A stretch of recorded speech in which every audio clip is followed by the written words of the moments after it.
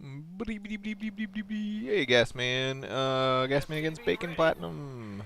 Let's say TvZ Uber Ups attempt, and it's gonna be weird because, alright, so the fundamentals of Uber Upsitudinousness, right, is you're gonna do this 2 racks opening, in initial marine pressure, and the purpose of the marine pressure is to make sure that he wastes some money on lings, but the important part of the marine pressure is that it's got to hit before ling speed, and you can't overcommit, you can't lose too much, and it doesn't even really need to do damage. Sometimes you can get in and do a ton of damage, and that's great, but you always want to go for guaranteed damage. If you can kill some overlords or something and then go home, that's like awesome. If you can kill all of his lings and then kill a couple of drones, that's cool too. But in general, if he has 10 lings and a spine crawler, you've done your damage. Just go home. Or if he has, 20 lings, or if he has, you know, you're just kind of trying to make sure that he spends at least $600, right? Which is 24 lings or an extra queen and 2 spines, and let's see, 2, 4. Yeah, basically 2 spines is enough. I mean, 2 spines, that's like a ton. Because there's an economic cost to spines, right? They're 100 plus 50, so, and then about $45 worth of lost mining time. So they're about 200 bucks each. So 2 spines plus, an extra queen is already 600 bucks. Totally fine. So you're delaying this push an awful lot. This is a lot of marines, and you don't know whether or not he got gas, and it's too late because you're scouting at a point when he's already gonna have a spine done. So hitting this late is really risky because ling speed, if he goes ling speed first, will be done now. And you're pushing across the field now. So if he has ling speed, you're just going to lose all this stuff and do no damage and force nothing. He could kill it with like 8 lings and a queen or something. But in general, ling speed on average will finish around 6 minutes. So you're kind of safe hitting now. This guy's not getting ling speed at all, so you're super safe. But you don't know that, so don't be ridiculous. Anyway, most important thing: the whole point of this marine poke and the 2 racks command center opening. The point of the marine poke is so that you can build the command center on the low ground. That's why we're doing it. If he has lings, they have to be over here defending. They can't be over here preventing your expansion. So to get double gas this early, first of all, is a mistake. To not have low ground bunkers while you're pushing, big mistake. And also, the super early command center is all about getting an economic lead, and you only have 20 workers. You're 4 workers short. You're, what is it, 20%, 20% behind already. It's crazy. So this is a really bad opening that you have done. Also, you get over here and you see some lings and a spine crawler. Okay, we never want to attack into the range of a spine crawler, and we never want to let ourselves get surrounded by lings. He did no damage whatsoever, and then died. So, I mean, that's not the end of the world. The whole point of this attack was to make sure that this bar right here says 600 or higher, and you have succeeded in that regard, but it would have been nice to kill at least 1 ling, don't you think? So yeah, I would have poked over here, hugged the wall. Always hug walls when you have a small number of marines, very cool. Hug the wall, you see the spine crawler, and you say, okay, I've seen the spine crawler. I've probably done the economic damage just by making him get a spine crawler. You can either go home, or you can go in this little triangle right here and be like, come get me, and wait for a little while, and if he comes and attacks you in that triangle, he'll only have a surface area of about 4 lings, so you'll get a lot of ling kills. Anyway, having seen that many lings, you should be expecting some kind of baneling bus or aggressive ling play that tries to prevent you from getting your low ground. This is the thing. Right when you hit with that attack, his lings had to be here. So that gives you the amount of time it takes for him to walk from here to your base of free time to build whatever bunkers on the low ground you want. But now that your marines are dead, these lings can come over to your base, and you just can't build bunkers down here, because if you try to throw some bunkers up, he's just going to kill him with those lings. So now you have no way to secure your low ground expansion, and you've got 2 command centers on the high ground, and you're just adding on more and more time in which you're mining out your main. And the faster you mine out your main, baby, the worse off you'll be overall. So this is really bad, because it just means you're going to need a quicker third, and if you don't get a quicker third, you're just going to be crippling yourself economically for no reason. Back to more benchmarks. First of all, you don't need to start 1-1 until 9 minutes at the latest. So starting it at 8 minutes is okay. Um, but I would prioritize getting a secure low ground over making these upgrades for sure. For sure, man. For sure. Um, and stim is nice too. I usually would go either stim or combat shields before I even build my engineering base. I feel like you spent a lot of minerals to get these engineering bays super early, and then you didn't even start the upgrades until 8 minutes. And I'm really disappointed in how long it took for you to get the command center on the low ground. And this worker count is crazy low. You're still about 30, 40 seconds behind on worker count. And to be producing pure marine, you're going to need a ton of bunkers, because if he does do a baneling bust, marines are so crappy against baneling with ling speed that the only way to win it is to have enough bunkers so that after he pops all his banelings, you still have a bunker firing. So that's cool. It's cool. One alternative is to get either Hellions or tanks, because then you don't, even if all your bunkers fall, as long as they do enough damage, you'll be able to mop up with Hellions or tanks. I do not like tanks in general, but they're viable for defense in the early game, especially if you only get 2. Not that I'm recommending that, but either lots of bunkers or tanks. I always choose lots of bunkers. Not always, but usually choose lots of bunkers. But if you're not going to get lots of bunkers, get tanks. It's not going to actually turn out to matter. He didn't attack into you. But if you look at 10 minutes, the benchmark is 44 workers and you have 32. So at this point, you basically, lost the whole game already without even doing any attacks. Look how skimpy your economy is, man. There's like no one mining. It's ridiculous. So you are going to get the armory in time to start 2-2. This is great, and that means if you start 2-2 right, you can't start it yet. You don't have enough gas. But you should start it before 11 minutes, and that means it's going to be done by 14 minutes, which means you can attack as early as 14 minutes, which is super cool because you're going to need to secure a third as early as 14 minutes because you mined out so much of your main in the beginning. Look, this only has 200 minerals left at it. You have no idea whether or not he's taking a third. I'm okay with that, with no pressure after the initial marine poke. But you might want to consider making one Hellion just to take the watchtowers away from him and check whether he has a third and that kind of stuff. A lot of times when a Zerg throws down a third, they're like, haha, I have a hidden third, he doesn't know about it. And then as soon as he knows that you know, he's going to be preparing for your attack. He's going to be making an army. And if you don't plan to attack him, then that's good. You send a Hellion over there and you're like, I see a third, and he's like, oh, I better make some banelings, and then you never attack, and that's cool. You don't necessarily need to think too much about the big, high strategy kind of stuff like that. Mainly what you want to worry about is your worker count. The very first primary rule of everything is that if you don't have enough workers, you're screwed. So in this game, I would say you just didn't have enough workers.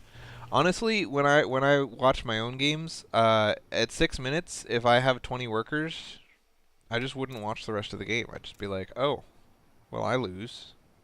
Because seriously, seriously, guys, seriously. So I really do think this game was kind of over. As long as you guys are of about equal skill.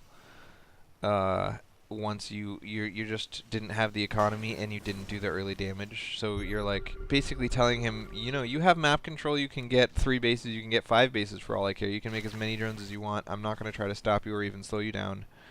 And I'm also not going to have a big economy of my own, and I'm going to suicide $500 worth of crap. Is that okay? And he's like, yeah, sure, I'll take those odds. So now you're pre-spreading dudes. It's cool, but I would pre-spread them behind the bunkers, not in front of them. I guess you thought that too. And now they're not going to spread at all. They're all clumped up in your mineral line, which is funny because that's exactly where the banelings are going to run. They're either going to target your Marines or your SCVs, and if you put your Marines and your SCVs in the exact same spot, then that's where they're going. But, yeah. The army size that you tend to get with a turtle on 2 bases until you have 2-2 kind of build like this is going to be pretty small until about 15 minutes. We've seen this graph lots of times. I'll just poke it again. So like in a normal, like a TVP game, Terran versus Protoss, you're going to be going Sorry. Things take apparently more than a few seconds to load, those bastards. Fine, I'll come back to it after it's loaded. Anyway, in a TVP game, you're going to get a constant income. And in a TvZ game, or in a fast expand TVT game, or in a fast expand TVP game, if you ever play one of those, but I never would, I do not recommend it, you're really dumping so much extra money into these workers off of 2 command centers. It's twice as much money being thrown into workers. And then on top of that, workers are only $50 per supply, and Marines are only $50 per supply. So you've got a very supply-heavy army, so now you're dumping twice as much money into supply depots as you would be if you were making, like, Tank Banshee, you know, expensive things. So both your economy and your supply infrastructure are twice as expensive as normal. So you're just going to have a teeny tiny itty-bitty army. And that's okay, because Zerg can't kill people. So you're just like, I'll have a teeny tiny itty-bitty army, I'm fine with that. And then your goal is to have 72 workers and about 80 Marines and 8 medevacs and 2 upgrades by 15 minutes. And you're obviously not going to be anywhere near that. Come on, let's fast forward to 15 minutes and check out what you had. I was a blue flame. Hell yeah. No. Alright, 15 minutes. You've only got 59 workers, so you're 12 workers short. You've been short on workers all game, and that's partially because you're not queuing them up. Really, remember, look at the amount of money that's constantly in your bank, right? You've always got about $400 in your bank, or $800 in your bank if you include gas, or just lots of money in your bank. So there's really no benefit to not queuing up workers. It doesn't cost you anything, because once you cut workers at about 16 minutes when you have 80 or however many, all the money that you spent on queuing them up is going to just be instantly refunded back into your bank account. So really queue up to 5 workers on both command centers all game, and you'll end up actually with a bigger army, even though you're taking 200 or $400 out of your budget and throwing it into just queuing up workers. Your budget is so much smaller than it would have been if you'd just been doing that. So let's look, compare. Over here we've got, this is it. So this blue line is uber ups, right? This light blue line, constantly straight up. Your army size is constantly increasing by 750 a minute or 1,000 a minute. And the dark blue line is uber ups, and it's like, okay, we're gonna get small army, smaller army, super small army, duper small army, and then as 2-2 finishes, it just boom jumps way up, and then as you start producing off of multiple racks and you start mining from your third, it's just like bam, super huge income, army size. So your worker production is somewhere up in here, and one base worker production at 15 minutes would give you, where is it? One base worker production, 15 minutes, 57 workers, and you had, I think, 59. So yeah, you have the same number of workers as you would have had if you only had one command center. So your extra command center might as well have been idle all game. Didn't produce anything. Your army size at 15 minutes on one base would have been 7,200, and you have $2,000 tied up in upgrades and bunkers and turrets, and so you have actually you didn't make turrets. You made 1 turret. That's okay. You didn't make mutas, so it's all just kind of coincidentally working out, but oh, I got to talk about that in a bit. But anyway, let's just keep talking about economy for a second here. Anyway, you had 5,000 plus 2,000 is 7,000, and on one base you would have had 7,000. So you hit the one base benchmarks. You basically had the same army you would have had if you hadn't made all those extra workers. Basically, it's if those extra workers are just a waste of money. Same number of workers, same number of army. Uber ups, you're counting on a $9,000 army, so you're $2,000 behind what you would have had if you had the workers at a reasonable time. And part of what allows you to get such a huge army with Uber ups is that you get to 72 way down here at like 14 minutes, and then you can cut workers. And like I said, when you're producing workers off of 3 command centers, a huge portion of your budget is going into those workers. And when you finally hit the goal that you're at and then stop, like this huge amount of minerals just gets freed up. Boom. You don't have to spend it on workers anymore. You get to spend it on Marines. And same deal with supply depots, right? Once you start fighting, your Marines are dying fast enough that you don't need to be building supply depots. And then you, boom, free up bajillions of dollars in that respect to make Marines. So, like I said, 80 Marines is what we're shooting for. We had 47, about half, and 8 medevacs, and we had 4, which is about half. So, Generally much smaller army than what you wanted. Look at how much queuing is going on at these racks. This is why I always try to have 7 racks before 15 minutes. Is because you just can't spend your money off of 5 racks, man. Even with 7 racks, you can't spend all of your money, but if you have 2 starports and 7 racks, and you really prioritize medevacs and banshees over marines, then you can usually keep your money relatively low. Anyway, you need way more racks. Not enough racks, baby, not enough racks. And this is hard because you were able to spend all your money with just 2 racks for a long time because the upgrades are so expensive, and the bunkers and the supply depots and the extra command center, all that stuff is taking all this money out of your budget. And then as soon as you no longer need any of that stuff, you got all this money and you need to dump it somewhere, and you need to dump it into racks. So overproduce racks at about the 14-minute mark. Just throw down 5 more racks or something. Yeah, and I'm okay with queuing at Raxes. I do it all the time. Most of the time, my Raxes get massively queued up and crap at them. But you got to make enough racks so that, in general, if you hold down A until your money runs out, you're only going to have like 4 guys queued at each Rax. I don't know if that makes sense. So I mentioned earlier that you have only 1 turret across both of your bases, and looks like that's going to be an important thing. Also, we're still shooting for that 80 Marines. It looks like you're about 2 minutes behind because of your slow worker production. So here we go. Whenever you throw down a third, this is when Zerg is usually going to attack you. You want to have your stuff pre-spread around that third. It looks like most of your stuff is over here. Kind of, you know, I guess that's okay. It's close enough to your third that you should be able to make it in. And here comes the mutas, like, boom, I get to kill you. This is awesome. I love being a muta.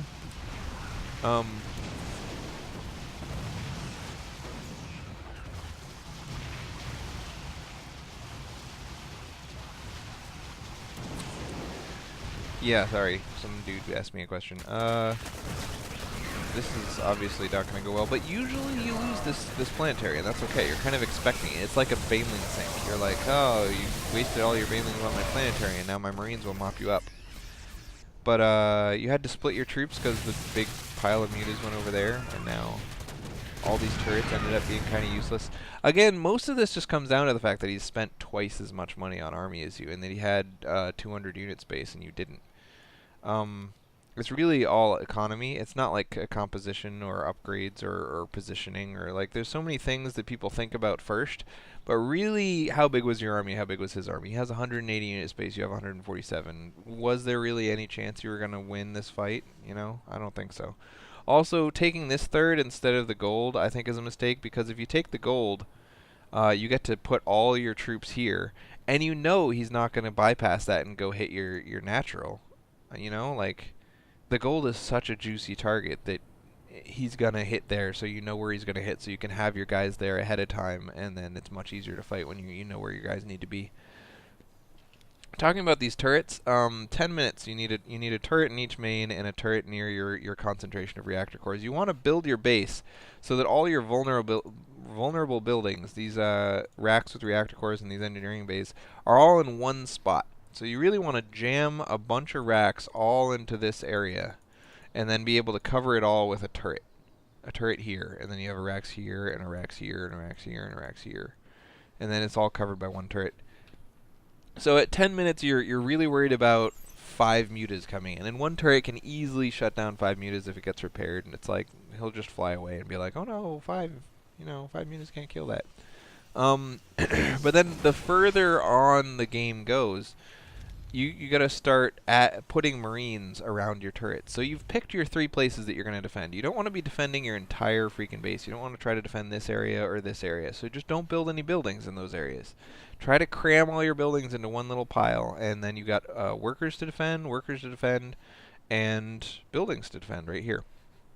So then you set the rally points of your racks so that all your dudes are kind of just standing here, and a couple of dudes standing here, and a couple of dudes standing here, and some dudes standing here.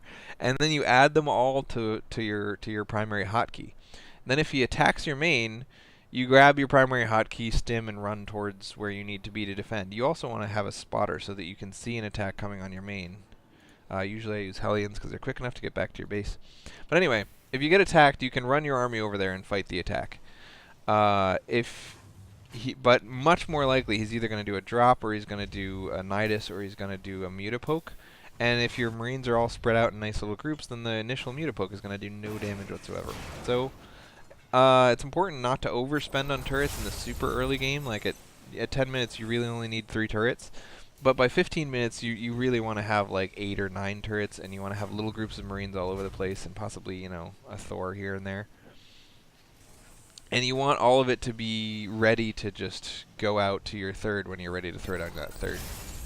So, yeah, I'd like to see some Marines standing, like, because these Marines, they're nice and pre-spread for a frontal attack, but if he was going to frontal attack you, it probably would come by 10 minutes or 11 minutes. I'm usually not worried about a frontal attack at 13 or 14 minutes, because it's just tanks, baby. Even though we're not making tanks, most Terrans do, and Zerg is just really afraid of attacking into bunkers and tanks, as they should be. So, yeah. Sorry, going back to what actually happened instead of just talking about theory. Again, when he hit from multiple sides like that, with a couple of mutas in here and a bunch of Ling Baneling up here, he's fighting off creep with Ling Baneling. So Marine really, and he had 1-1 to your 2-2, and your +3 attack is coming. You had stim and combat shields. You had lots of medevacs and even a Raven. If you'd had more units, if you had more money and more units, and they had all been standing around a gold base that you'd thrown down, I feel like you could have held that off while also, having some dudes to defend the mutas. But just the army size you have is so much smaller than his, you know? And the positioning of this, like going from here all the way to here. And you didn't know that he was going to attack here. You had all your troops here, and for good reason. Like, what if he wants to attack my natural instead of my third? So yeah, the positioning of your third, baby. Make it provocative. Make it so that you know where he's going to attack just by making it a good place for him to attack. But this huge mass Ling Baneling, oh, so not cool. He's got 200 unit space. Yeah, dude.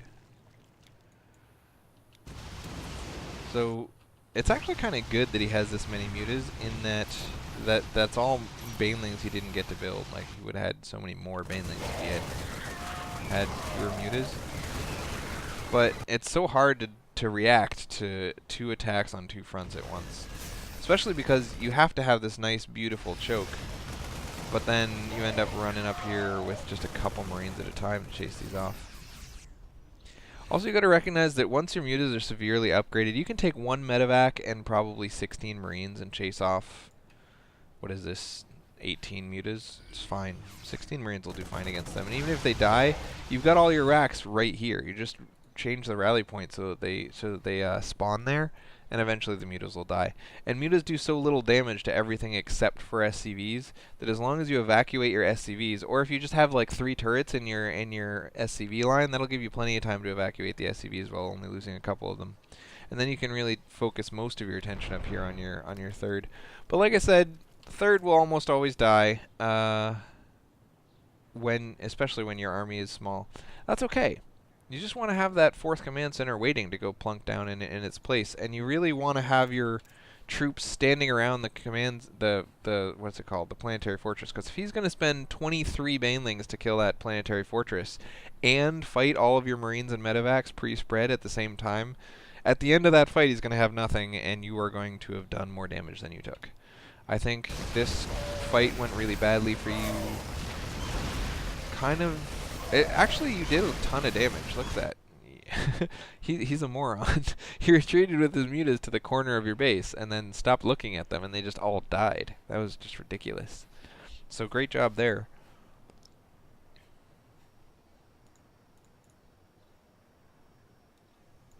From this point, from this moment, you have 42 workers, which you could fully saturate these 2 bases and not have extra workers, so you don't really need to worry about your third too much. Start building that extra command center, usually actually pretty early. As soon as your planetary goes down, just start another command center, but I wouldn't build it in place like this. Also, choosing this location again, I think is kind of silly, because, again, There's a gold base right there, man. Use the gold base.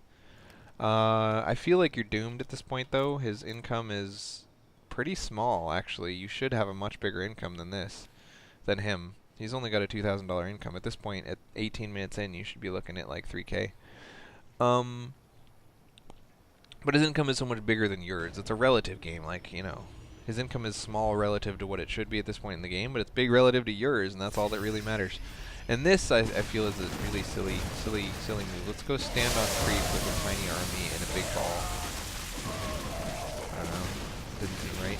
Didn't seem right at all.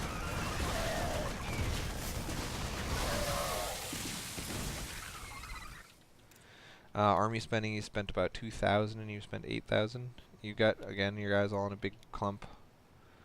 Not behind the bunkers. And then this is the end, my friend. So yeah, this whole game basically came down to economy. Also, another just general rule of thumb in TvZ, you never ever want to hit 200 unit space. And in fact, you should try your hardest not to hit 180. Because if you're trying to get like 190 and then go, then you're gonna hit 200 by accident. And the reason for that is that banelings cost $150 per unit space. So if he has a 200 unit space army of pure baneling, he's got 3 times as much money in his army than you do on pure marines. Marines are very supply heavy and very, you know, dollar light.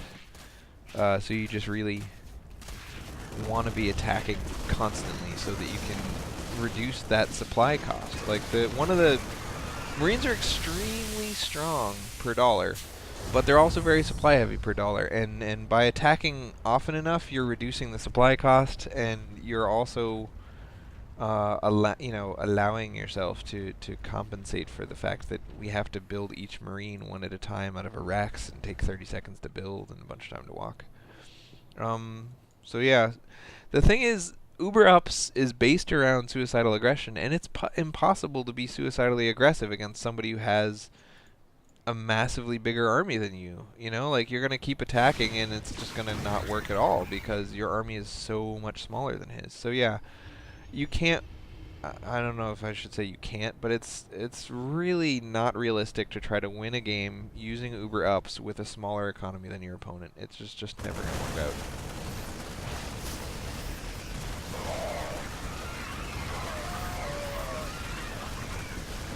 Fight kind of went okay. Obviously, getting surrounded on creep is terrible. Yeah, I don't know what else to say. It's hard to really give advice on a game that was lost so early. So yeah, this really all came down to the very beginning. Build your second command center in place. Build bunkers before you get your double gas.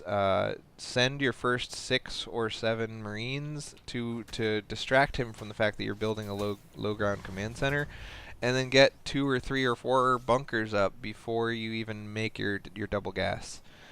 So that by the time your push has hit his base and then he's come over to check what's going on at your base, you already have a bunch of bunkers and a command center, and there's nothing you can do about it, you know?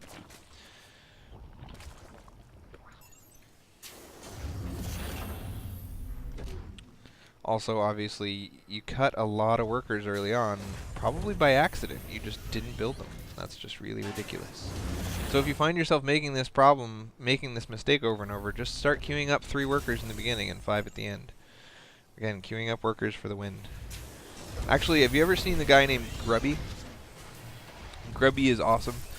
He's a pro gamer. He's not particularly good compared to other pro gamers, but just to be a pro gamer in general is something. And he's constantly got 5 workers queued up at his command center, and a bunch of Marines queued up at his racks, and a bunch of tanks queued up at his factories. He's a very, I'm gonna queue because that gives me a whole bunch more time to watch my attacks rather than having to sit back and try to hit things at exactly the right time kind of player. And then he just takes like 5 bases, spreads tanks around over all of them, and just massively macro dominates your face. So. Also, if you've ever just watch other pros stream in general, like people not like DeMuslim or you know, Marine King or something, but watch people that are on a different kind of more cutesy level, especially North Americans. Not North Americans, but you know, foreigners in general. Like if you watch White Raw or if you watch, I don't know, I can't think of other people, but yeah, lots of really good players always have workers queued up at their nexuses and command centers because it's just the right thing to do, man. They build too damn quick to try to build them one at a time like this. Look, takes too long. Takes too long. Boom, nothing building. Ah, nothing building. Ah. Yep, and more racks. Anyway. Oh, there we go.